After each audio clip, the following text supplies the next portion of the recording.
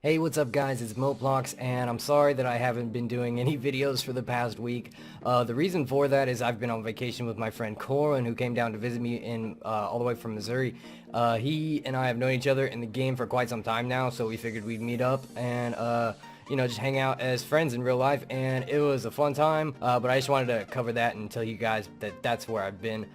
Another reason why you guys are actually seeing me in the real world right now before this video, I wanted to tell everybody that this video does not reflect my views on Jagex as a company, and it doesn't reflect my views or opinions about the updates that I'm going to be speaking about, because, I mean, you guys can obviously see the title of this video is the top 10 worst RuneScape updates in history, so obviously that's going to spark up a lot of debates in the comment section. There's going to be fights, people are going to probably start flash mobs, and it's not going to be...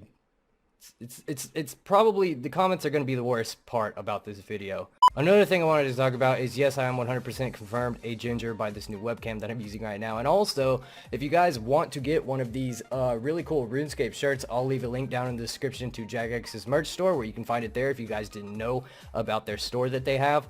So I'll leave that in the description. You guys go check it out for yourself. Just, once again, don't hate me too much because of this video.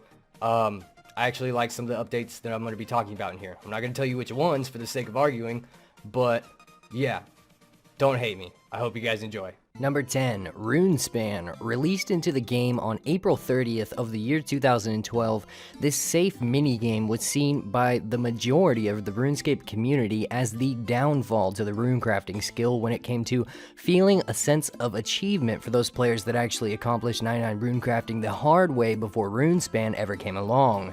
Using the Abyss, banking, the slow XP, and practically always having to watch the screen to train this skill became a thing of the past. Runecrafting in RuneScape 3 is now very AFK compared to what it was years ago, and the goal set by many of achieving level 91 runecrafting for double nature runes to be able to utilize one of the best money-making methods in the game no longer took months but instead weeks to actually accomplish, and many players felt cheated who had invested numerous hours into such a goal via the old method of training the skill. Number 9, Summoning. Released into the game on the 15th of January in the year 2008, this new skill caused a lot of separation and controversy in the community during the time it arrived. In the previous year of 2007, there were a lot of updates that were released that a lot of players despised, and some say that this skill, upon its release, saved the game from losing most of its player base. Others feel that it was the last straw due to the combat level changes that came with this skill, changing the max combat level from 126 to 138. Other players simply just didn't care and chose never to attempt to train it. The summoning skill can be quite useful when it comes to combat and certain methods of skilling for more efficiency, but a lot of players never had the patience for it when it came to hunting down the charms to continue to actually train the skill. It also wasn't long after the summoning skill was out that the Zezma era this year had finally come to an end. Zezma was no longer the leader of the high scores and didn't achieve 99 summoning until almost 3 years later on the date of December 25th, 2010. Number 8, the RuneScape 3 skill cape changes. On March 16th, 2015, just a few months ago, all of the capes of accomplishment received a graphical update as well as the option to attaching a hood to them as well. The quest point cape wasn't updated together with the other skill capes, but was eventually graphically changed as well on the 8th of June this year too. The main differences in the graphical update was the skill icon being updated and frontal tassets and shoulder pads being removed, making the new capes seem in appearance more similarly to just an ordinary cape instead of something to be recognized by players as a symbol of their achievements. There were so many complaints that on the 7th of April, an update added the ability to toggle between the old and new skill cape designs, which can be done by talking to any of the masters. Number 7, multiplied damage and multiplied hit points. This update was added on March 3rd, 2010, and a lot of people were pretty half on half about this one. Some people liked the idea of hitting an 80 instead of an 8, and other people just simply couldn't get used to it. Hit points were officially changed to life points, and the name of the actual skill overall was now called Constitution. The hit splats received an upgrade, making it to where when you hit a 0, it looked like a blue shield labeled with the number 0 inside of it, and when you actually dealt damage, it still appeared to be a splat. The numbers were slightly larger than before, and the hit point bar itself got a makeover as well. It was such a small update to the game, but it brought loads of riots, and a lot of people quit because of it. Most players saw it as a bit of a pointless update with no real reasoning behind it, and the players that actually did like the update felt that there was no reason to quit RuneScape just because Jagex added zeros to everything. But nevertheless, there is no denying the fact that many people in the community felt that PKing and a lot of other combat-related aspects of the game were completely ruined because of this. Number 6, Bounty Hunter. This player-killing minigame known as BH was released into the game on December 10th, 2007. It has been modified and revamped numerous times since it was released, and the reasoning? A lot of people disliked it. The aftermath of the Bounty Hunter update was the result of a number of changes made to RuneScape by Jagex. These changes that led to BH included the trade limit, the removal of the wilderness, the newly free-to-play duel arena, and the ongoing fight between RuneScape and real-world trading as a whole. If you died in Bounty Hunter, you would lose all of your items unless you were using the Protect Item prayer, but if you had a pickup penalty, you couldn't even use the prayer anyway. You received a pickup penalty whenever you killed someone who wasn't your target. And if you did try to pick up any items while having the penalty, you'd then receive what was called a leave penalty, where on top of not being able to use Protect Item, you would also not be able to leave the crater or even log out until the penalty expired, or until you actually did kill your designated target. Because of this update and the recent ones prior to BH, riots immediately began to happen all across RuneScape. Players began chanting phrases such as, "Jagex ruined RuneScape," "RuneScape," "We pay to actually PK," and loads of others. Worlds became full with players congregating in the cities of Varrock, Falador, Edgeville, and eventually Jagex moderators had to step in and control the riots, but nobody went quietly and many players received punishment because of that. Number 5, changing the name Axe to Hatchet. Seriously, Jagex, we pay, we sell. Number 5, the Solomon's General Store. Released on the 17th of July in 2012, this microtransaction store is ran by a genie known as Solomon Madini.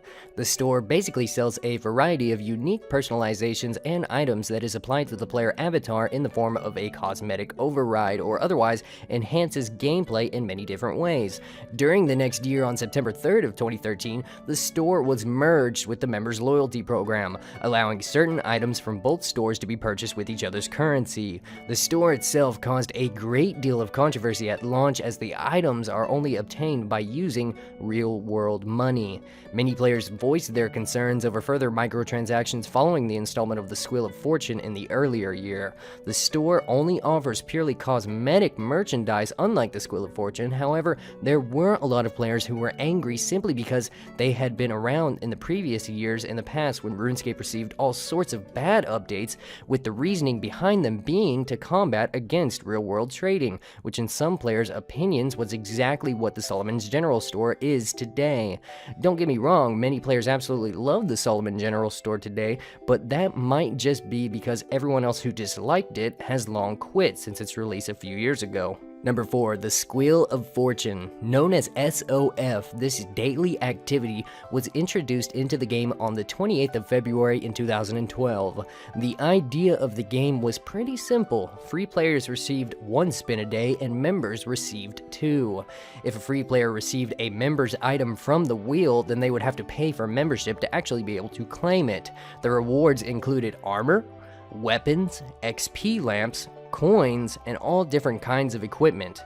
The most sought prize, however, was the cash prize of 200, sometimes 500 million coins. Spins could be bought with real-life money, and you had to choose 10, 20, 40, 100, or 200 spins all at once for a purchase. You'd receive a bonus of 5 spins for buying 20, a bonus of 35 spins for buying 40, a bonus of 100 spins for buying 100 spins, and a bonus of 250 spins for buying 200 spins.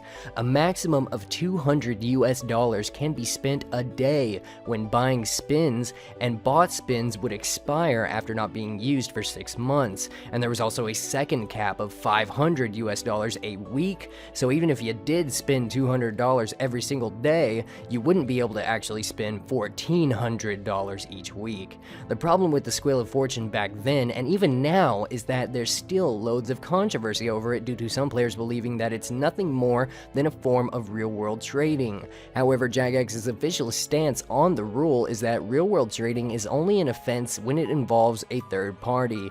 However, many of the items from the SOF either have significant gold or XP value, so you'll have to decide for yourself on the matter. Number 3, the infamous trade limit released during December in 2007, along with the removal of the wilderness. Another form Jagex says of combating real-world trading was this mechanism in the trade system that prevented players from making trades that were considered to be too unbalanced. It is to be recognized, however, though, that during this time, the trade limit significantly discouraged and mostly eliminated hackers that tried to steal players' accounts regularly. Your limit was actually based off of your quest points. If you had 0 to 10 QP and someone wasn't your friend, you could only offer 5k less or more than their offer, or 20,000 coins if they had been your friend for 3 months. If you had 270 plus quest points and someone wasn't your friend, you could only pay 60k less or more of their offer, and if they had been your friend again for 3 months, you could offer 240k higher or lower than their offer to you. In short, gift giving became a thing of the past, and merchanting was practically impossible unless you basically had a maxed account, but even then, you couldn't profit more than 240k even if you were maxed. This update for many is what caused a lot of people to quit the game back then, and most of them never returned, not even after the trade limit was finally removed 3 years later. Number 2, the removal of the wilderness. On the 10th of December in 2007, Jagex completely ended player killing as everybody knew it, and released Clan Wars along with Bounty Hunter as partial replacements. The pre-2007 style PKing was never seen again in RuneScape until 4 years later on the 1st of February in 2011. What made Jagex decide to finally bring back the old style of PKing was the wilderness and free trade voting polls that were created in order to see if players still cared about the wilderness, and almost every player did. The final results of the poll were that 2% of the players didn't care, 7% of the players voted no, and 91% voted yes to bring back the wilderness and the removal of the trade limits. Within the first 24 hours of the actual petition to begin the poll itself, Jagex says that over 1.2 million people voted, and by the time the petition closed, there were well over 1.7 million votes. The unfortunate thing about the players voting to bring back the old style of PKing was that even though the old style was back, there was all sorts of new updates like graphical changes, interface options, new weapons, new armors, different requirements, new skills, and so much more that contributed to the way PKing would now be done. Some players felt that having to relearn the entire game wasn't really worth it, and after the wilderness and free trade had been brought back, it still didn't increase the amount of players playing every day much.